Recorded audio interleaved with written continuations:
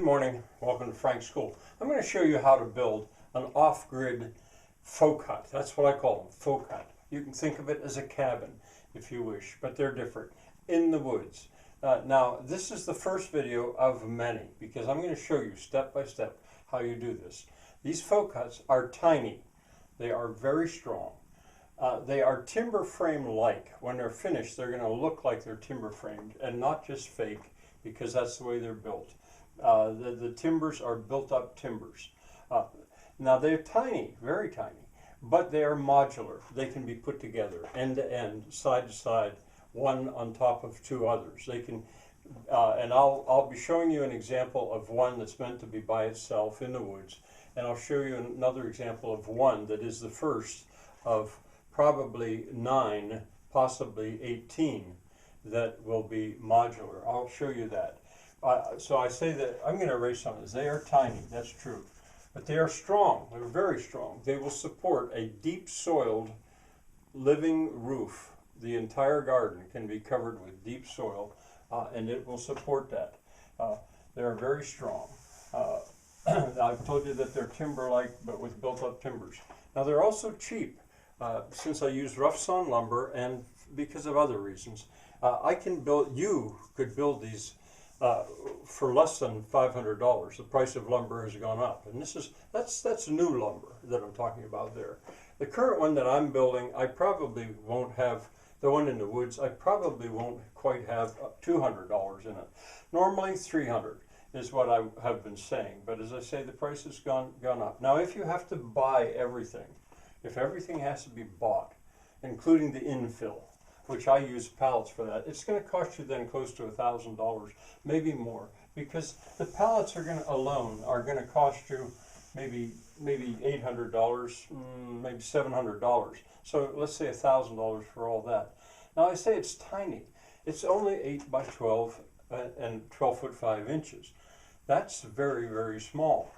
But that is barely less than 100 square feet. And 100 square feet here, if it's less than 100 square feet, it's not taxed, there's no code, there's no permits required. It's not supposed to be for human habitation, but what you do is you call it an artist studio.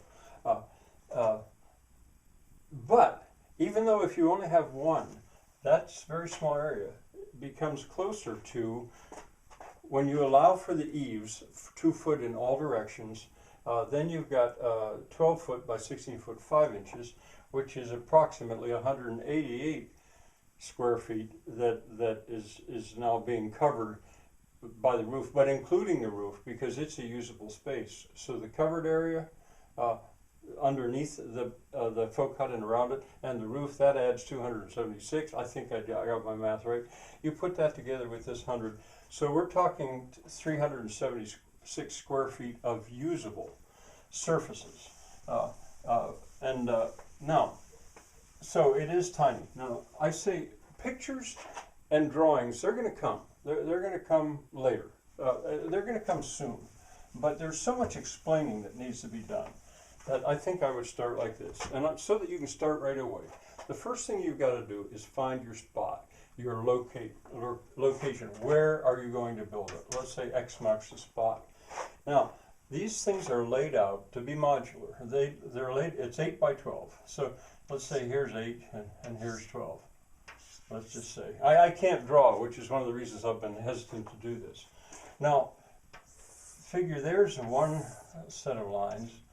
The way they're laid out, there is the roof edge, there is the, I don't know what they call it. Oh, what I needed to explain too is these are point loaded.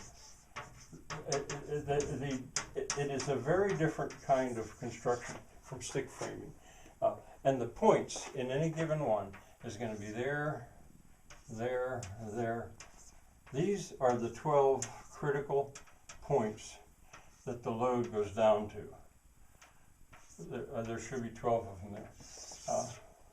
Now there's also two, or actually, I'm trying to think. There's two more here in the middle of the floor of the first floor that are not so critical, but just to keep the floor from bouncing.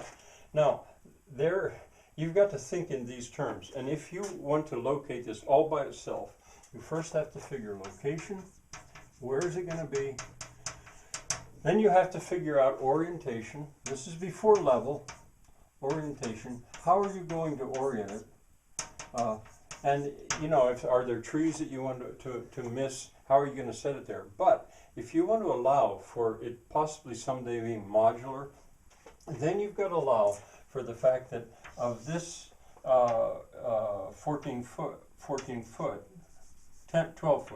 of this 12 foot, you've got to make sure you've got another 12 foot over here, and another 12 foot here.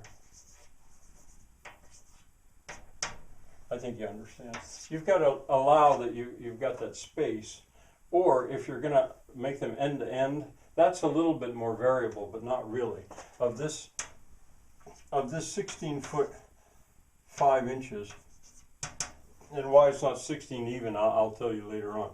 You've got to allow that you would need another 16 foot 5 inches in that direction. Then you would have enough place to put 1, 2, 3, 4, 5, 6. And on top you could have 7, you could put an 8, you could put a 9, and there you would have your 9 if you were going to make them modular. I'm going kind of fast, but I've got a lot to show here. But here's an introduction. Don't forget, point loaded. It's like timber frame, and the construction is different enough. I'd like to say it's simple to build. That's not really true. These are not simple to build, but they're not at all impossible. And they need no compressor, they need no power tools. You basically need a level, a straight edge, a hammer. What you do is you take it to the woods already in component parts, and you put the parts together in the woods. See you next time.